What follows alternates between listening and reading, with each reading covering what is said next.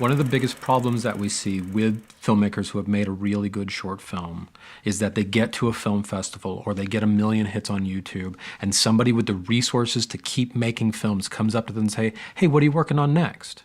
And what they want to hear is, oh, I've got this great feature film. I've got the script we're working on right now. I've got this cool cast. I'm working with a cinematographer, blah, blah, blah, blah, blah, blah. And they want to be able to say, that's awesome. I want to be part of this ride because I really enjoyed your short film and I want to be in business with you. The worst thing you can do is make a really good short film, go to a great film festival, get a million hits on YouTube, and have somebody with the resources come to you and say, what are you working on now? And you say, I don't really know. Because you've just lost all of the momentum that you built up by doing the great work to make that short film in the first place. I think if people have competed at Tropfest, in the same way that if they've competed in the 48 hours, it puts them in a good place in terms of applying for funding through the Film Commission.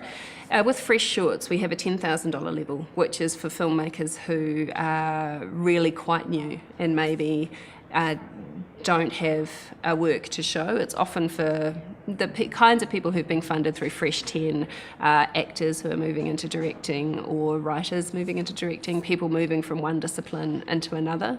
But at a Fresh 30 level, we need people to be applying with a background in narrative filmmaking, whether it's their graduating work. In this case, it could be a Tropfest film, a successful Tropfest film, or it could be a 48 hours film. All of those things add to your experience level. And when you put forward in a competitive process like Fresh Shorts, it's really important to be able to put forward some work.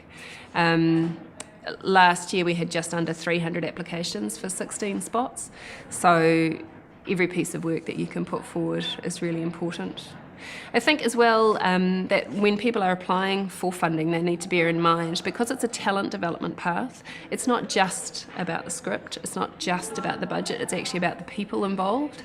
So if, for example, you'd put forward your Tropfest film, you'd made a film for Tropfest, and you sat there in the audience of 5,000 and you went, these things are great about my film, these things are not great about my film, and these are the things I need to work on, then you can speak to that in your application. You know, these are the things I want to develop through Fresh Shorts that I learnt through doing Tropfest.